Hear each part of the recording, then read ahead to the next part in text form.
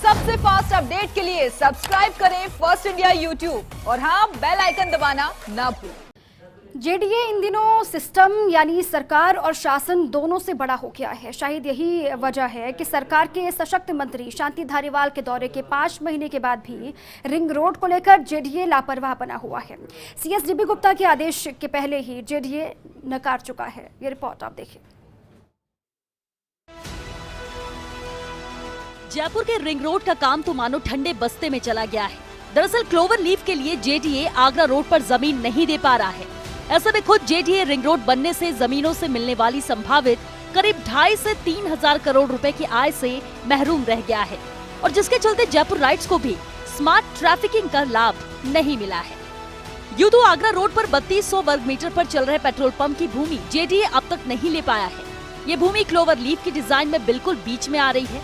भूमि नहीं मिलने के कारण एनएचएआई अब तक क्लोवर लीफ निर्माण की निविदा जारी नहीं कर पाया है। हालांकि जेडीए का कहना है कि पिछले करीब 10 महीने से चल रहा मामला जल्द सुलझने वाला है। रिलायंस कंपनी की ओर से यहां पेट्रोल पंप संचालित किया जा रहा है। जेडीए आयुक्त टी रविकांत ने हाल ही में बताया कि रिलायंस प्रबंधन से भूमि के बदले भूमि देने पर सहमति हो गई है। जल्द ही रिलायंस प्रबंधन की ओर से जेडीए को सहमति पत्र मिल जाएगा। रिलायंस को बदले में चित्रकूट योजना में करीब 1100 वर्ग मीटर भूमि दिया जाना प्रस्तावित है। इस भूमि का आवंटन पत्र जारी करते ही जेडीए आगरा रोड स्थित भूमि का कब्जा ले लेगा। दरअसल रिंग रोड परियोजना की कुल भूमि है 1,69,20,000 वर्ग मीटर। इसमें से 90 मीटर चौड़े मुख्य ट्रांसपोर्ट कॉरिडोर में 42,30,000 वर्ग मीटर भूमि चली गई। इसके बाद बाकी उपलब्ध भूमि 1,26,90,000 वर्ग मीटर है, जिसमें से 25% विकसित भूखंड देने के हिसाब से खातेदारों के मुआवजे के लिए 42,30,000 वर्ग मीटर देनी है। उपलब्ध भूमि में से 40% के अनुसार सुविधा क्षेत्र के लिए 50,76,000 वर्ग मीटर भूमि आरक्षित होगी और मुआवजे सुविधा क्षेत्र के लिए कुल 93,06,000 वर्ग मीटर भूमि रहेगी। इस प्रकार जेडीए के पास नीलामी के लिए 33,84,000 वर्ग मीटर भूमि रहेगी। इलाके में कम से कम 6,000 रुपए प्रति वर्ग मीटर का भी भाव माने तो जेडीए की संभावित आय 2,000 करोड़ रुपए के पार होगी। परियोजना के आसपास एक अनुमान के मुताबिक जेडीए के पास करीब 300 बीघा भूमि है। रिंग रोड बनने के बाद इस भूमि की कम से कम कीमत 5,000 रुपए प्रति वर्ग गज माने तो जेडीए को 450 करोड़ रुपए का राजस्व मिलेगा। इस प्रकार अकेली इस परियोजना से जेडीए को 2,500 करोड़ रुपए का राजस्व मिल सकता है। रिंग रोड बनाने में जेडीए के नाकाम रहने के बाद पिछली भाजपा सरकार ने रिंग रोड बनाने के लिए केंद्र का दरवाजा खटखटाया था। तत्कालीन मुख्यमंत्री वसुंधरा राजे ने केंद्रीय मंत्री नितिन गडकरी से रिंग रोड प्रोजेक्ट देने का आग्रह किया था।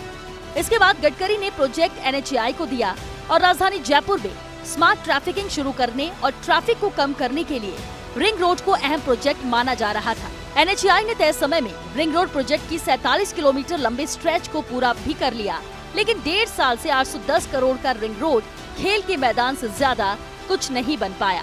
दरअसल एनएचएआई को रिंग रोड पर ट्रैफिक शुरू करने के लिए अजमेर, आगरा, टोंक रोड पर 3 क्लोवर लीफ बनाने थे। इसके लिए आगरा रोड और अजमेर रोड पर 12-12 हेक्टेयर और टोंक रोड पर 6 हेक्टेयर भूमि की जरूरत है।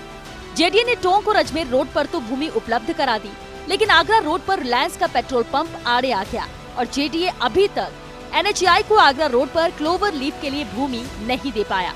एनएचएआई ने टोंक अजमेर रोड के लिए 153 करोड़ के टेंडर निकाल दिए हैं, जो 21 जून को खोले जाएंगे। इसके बाद इन दोनों मार्गों पर क्लोवर लीफ अगले 2 साल में बन जाएगी। आगरा रोड पर 85 करोड़ की कीमत से क्लोवर लीफ बनना है, जो भूमि मिलने के बाद ही शुरू हो पाएगा। चलिए आपको बताते हैं कि रिंग रोड की जरूरत क्यों है।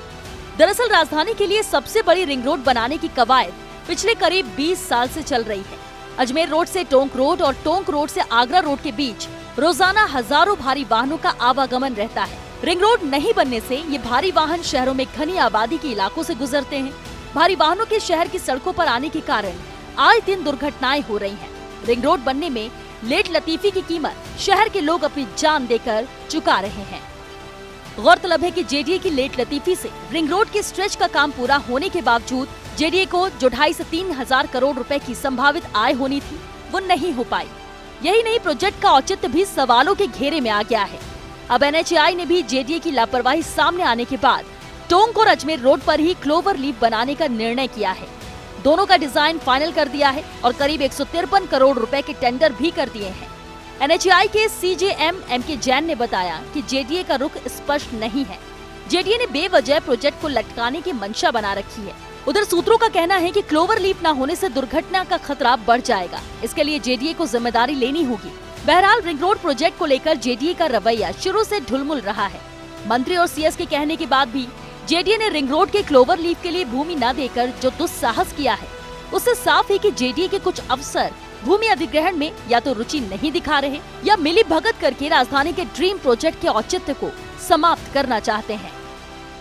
अभिषेक श्रीवास्तव के साथ Nirmal Tiwari, First India news, Jaipur.